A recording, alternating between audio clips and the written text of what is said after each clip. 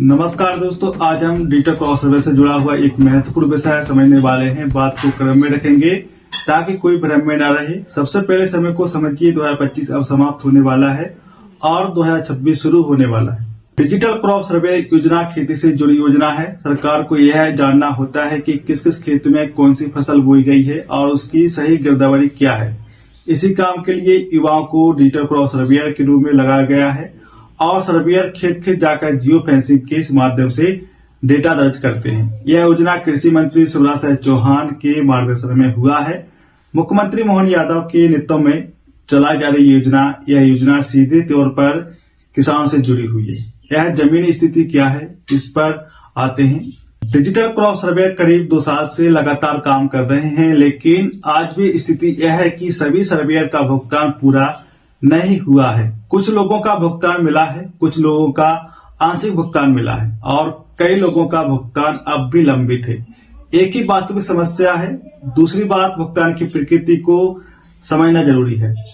सभी digital crop surveyor को मासिक सैलरी नहीं मिलती है। भुगतान खसरा के आधार पर यानी किए गए काम के अनुसार होता है। यही कारण है कि भुगतान में देरी होती है और असमानता दिखाई देती है। अब 2026 को लेकर जो मुख्य सवाल हैं उन पर आते हैं। पहला सवाल क्या है, डिजिटल क्रॉप सर्वेयर परमानेंट होंगी क्या? दूसरा सवाल है, क्या उसकी निश्चित सैलरी तय होगी? तीसरा और सबसे महत्वपूर्ण सवाल है, खेतों में काम करने के दौरान जो जोखिम रहता है क्या उसके लिए बीमा मिलेगा? सबसे पहले यह स्पष्ट कर लेते हैं कि योजना बंद होने वाली नहीं है। कारण साफ है कि यह योजना किसानों से जुड़ी हुई है। जब तक खेती के तब तक गिरदावरी होगी और जब तक गिरदावरी होगी तब तक डिजिटल क्रॉप सर्वे की आवश्यकता बनी रहेगी। अब बात करते हैं परमानेंट की। तो किसी भी योजना में परमानेंट का निर्णय तुरंत नहीं होता है। सरकार पहले यह देखती है कि योजना कितनी स्तर है, उसका खर्च क्या है और उसका लाभ क्या है।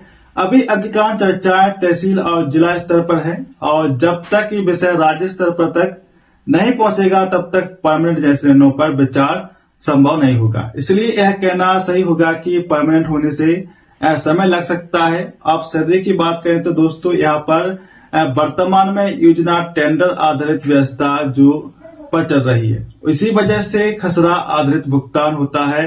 यदि भविष्य में सरकार इस व्यवस्था को सीधे अपने नियंत्रण में लेती है और सर्वेयर परमानेंट होते हैं तो तभी निश्चित मासिक सैलरी की व्यवस्था संभव होगी।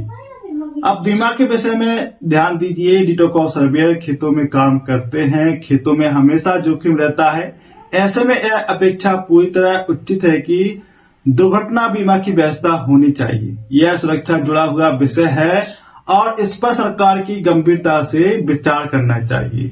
हमारे मुख्यमंत्री जी मोहन यादव जी और हमारे कृषि मंत्री जी जो किसान सेवा करते हैं, उनके लिए यह विचार जरूर करना चाहिए कि हमारे जो सर्वेयर भाई हैं उनकी जो दुर्घटना या किसी कारण से हो जाए तो उनको बीमा तो आवश्यकता मिलना चाहिए। भले यहाँ पर जो परमानेंट ना करें या सैलरी न दें तो उसको यह करना चाहिए। यहाँ पर जो 2026 में यह संभावना है कि भुगतान की प्रक्रिया में सुधार होगा, योजना को व्यवस्थित किया जाएगा और बीमा जैसे विषयों पर ठोस चर्चा आगे बढ़ेगी। परमानेंट होने की जो सैलरी जैसे निर्णयों से समय लग सकता है, लेकिन योजना जारी रहेगी क्योंकि यह किसानों की आवश्यकता से जुड़ी हुई है।